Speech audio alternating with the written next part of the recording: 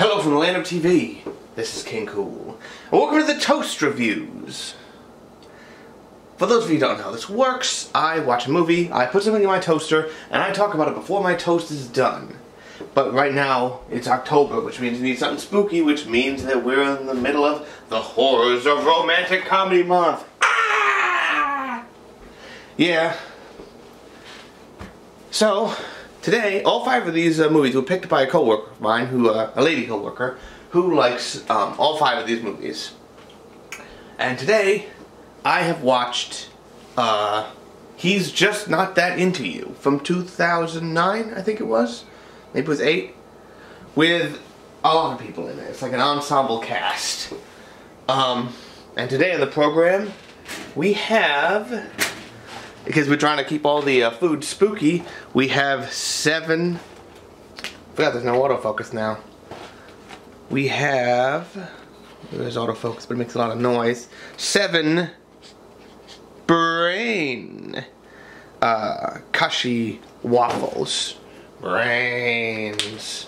Let me take a moment to put this away so they don't melt while I'm sitting here blathering. And here we go. Did you guys ever see that episode of Mystery Science Theater 3000 where they did Pod People? I did it after recommended by the Cinema Snob. I'd never seen it when it originally aired. I think it was a Joel era one or not. I mostly saw things in the Mike era. Not that I haven't seen, not that I don't like Joel either. He's actually pretty damn funny. It's good that we sort of buried the hatchet on Mike and Joel. I think we have. But... okay, there's like 3 plot threads, and since there's really no connection between the 2 of them, not the 2 of them, any of them, they have no parallel characters for a long time, you get incredibly restless watching this thing, because you're like, where's the story? What's going on here? Please, just give me something to give a damn about, please. Now, so there's like 10 characters. There's Jennifer Goodwin and someone she wants to try to get. And let me tell you, if Jennifer Goodwin's character was a guy, this movie, I think then, I don't think anyone would find this movie funny. Because, like, she is just like, almost like a lunatic stalker. And, like, she's so like, oh, I'm awkward and ooh. And it's like, this isn't cute. This is just weird. Like, and I'm sure some people are going to be like, no, this is friggin' horrifying. And then Ben Affleck and Jennifer Aniston play people who've been together for 7 years, but he won't propose to her. And eventually she sort of lays down the law. It's like, you know, don't you want to marry me? And he doesn't say anything. And then she leaves. It's like, okay. And then, Jennifer Connelly. Who I like Jennifer Connelly, but good lord is she bad in this movie. Everyone is pretty bad in this movie. She gets all, she's going out with Bradley Cooper. And, man, Bradley Cooper's not made a lot of, good movies. Check out Limitless, by the way. I haven't recommended that before. Limitless is pretty friggin' sweet. Oh my god, it's still been blurry. This whole time. Oh god, where am I without autofocus? There is autofocus on this thing. Turn it on, hang on. You see why I don't use it. Well, I guess it actually figured it out pretty quickly. Oh, no, let's just see. Once I adjust it. God, I can't be doing this right now. I got things to do. She's dating Bradley Cooper, and then Bradley Cooper starts cheating on her with Scarlett Johansson.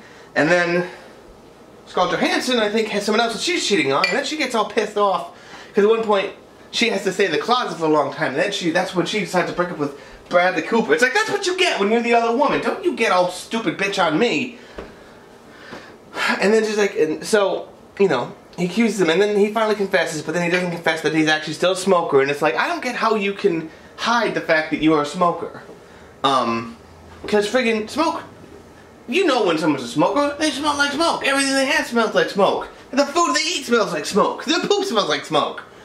How do you not know this? This frickin' movie does not take place in any real universe. The only person who I like pretty much unconditionally, for the most part, was Justin Long, but then they force his character to say and do something he wouldn't do. Jennifer Goodwin just basically throws himself out and he pushes her away. He's like, man, what are you thinking? And saying things that no sensitive person would say. If some very beautiful woman just throws herself at you and like, oh, it's like, you might be like, look, hey, you're great and all, but hey, I'm just not ready for this and whatever. You know, make an excuse, not just slam her down. And then she gets to get into this big indignant monologue and this movie is excruciating. This movie's 2 hours long. It's only 2 hours long because they keep adding plot threads that don't go anywhere. Ugh. And it's like, okay, I think like Bradley Cooper and Ben Affleck are brothers or something, and like Jennifer Goodwin works with what's her face. It's like, okay, this might work in a play where people would be disconnected, but there wouldn't be 10 characters. There'd be 7 at the most, and not all of them would be interconnected. This is just shockingly artificial. And you know what the worst part is? To go between the acts, they have no, I can push that. In between the acts, they have people talk directly to the camera, and only one of them is even decently performed. But it's just like, once you break that barrier, unless you're a screwball comedy, you had better, you know, if you're gonna do that, what you're saying, it better be damn profound, I say that. Oh. I honestly cannot wait for this month to be over. Hold on. Peanut butter, waffle. Peanut butter, waffle. Peanut butter, waffle. I don't understand women. I just don't. I don't get it. I need to go to one of them camps where they teach you all about women, and then maybe I'll understand this movie.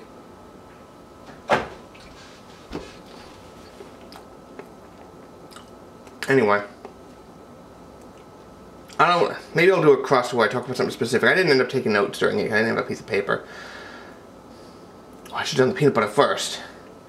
Crap, I can't put the banana thing in the thing. Well, anyway, I'm done with this. Tune in next week for the conclusion of the horrors of romantic comedies. What do I have in store? I have the one that I thought would be the most excruciating. I put that one last. I bet I was wrong. But thank you all for watching. Eat me this here, rest of this banana that's very blurry. Let's try the autofocus again.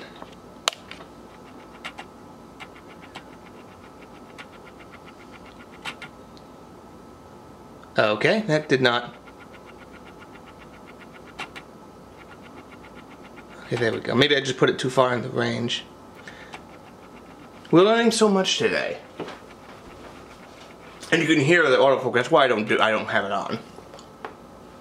Thank you all for watching. This is King Cool. Drive home safe. Go.